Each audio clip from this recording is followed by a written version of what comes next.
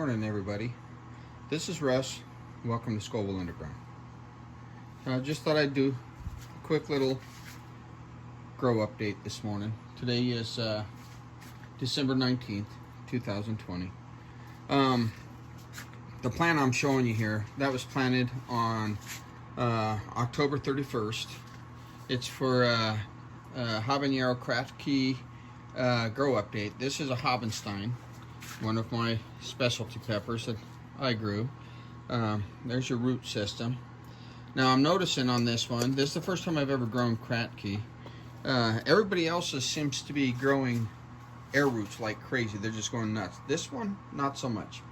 I don't know what the answer to that is or anything. I don't know enough about Kratky to know, but it seems to be doing pretty healthy. You can look at that, and I would say it's not doing too shabby. So let's move along. Here is my 72 pot Jiffy Pot tray that I planted on 12/6. These are doing pretty good. You can kind of see on this, you can see how I have the rows numbered. And then over here, I have a mapping chart, just so that you can see how I'm doing this. This mapping chart goes with those numbers. And you can see most of these, other than this row here, are growing. This row has a couple of missing, and there's one or two missing in the other rows, but the deal with those are, it's got two plants in a lot of the pod, so that makes up for it anyway. I have a huge germination success rate in this Jiffy Pod tray, although this row is not growing so well. I do see a little guy right there starting. I do believe that was a bad batch of seeds. They were my own seeds, so I'm not sure what I did wrong with them, but they're an F4 Bahamian Beast seed. I got the F3s from Matt McCullen a couple years ago, or last season. At the beginning of last season, I got the F3s, and they all grew great. And that wound up being one of the hotter peppers that I'd had, although that I'd had at the point in time that I ate it. Yeah, because you can see out of this list, I'd had some pretty hot peppers. These are all peppers that I had eaten. You can see number 9 here is a JTP Screecher. That's gonna be this row here.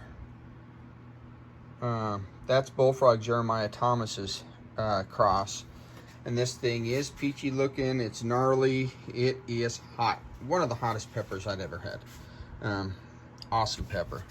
But you can see I've also had, well, I had my regular Carolina Reapers, my Yellow Reapers, which got a lot of attention in the pepper groups because they came out on a great pheno. Purple Death was awesome, and Chocolate Bootlaw hurt me. It was really good stuff.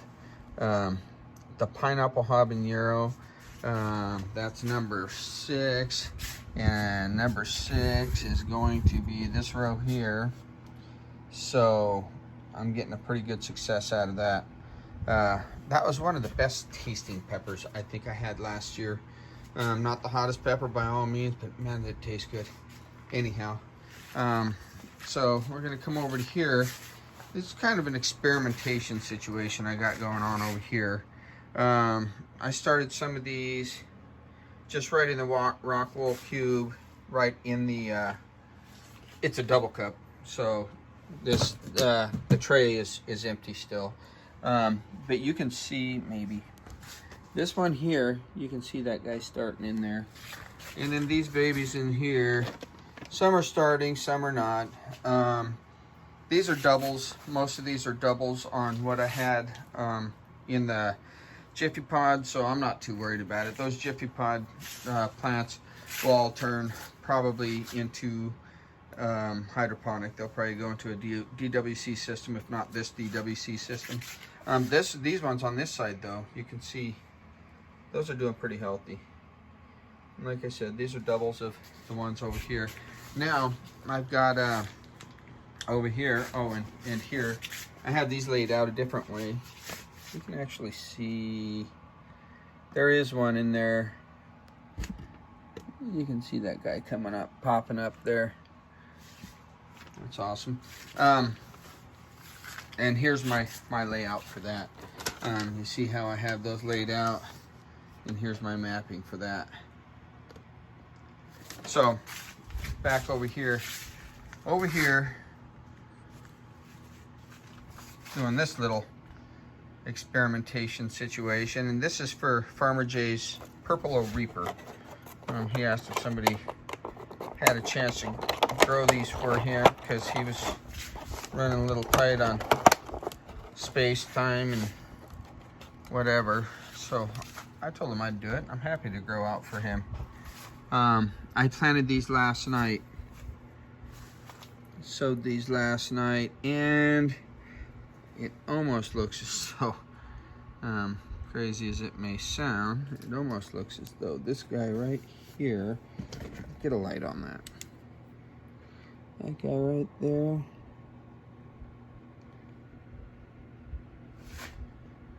Never mind. I was gonna say, it almost looked like the end of it was starting to turn white already. It's kind of indicative of some germination going on, but I did plant them late last night, so that would have been kind of. So here's kind of just what I have going on. Now, this is a 10 by 14 camping tent. Is all this is. And my reflective material here is simply a satin silver tablecloths that I have draped and hung over there. And then my lights are these lights here are pretty generic lights. They're very inexpensive. I don't remember. I got 2 of them for like, I want to say $30 or $40.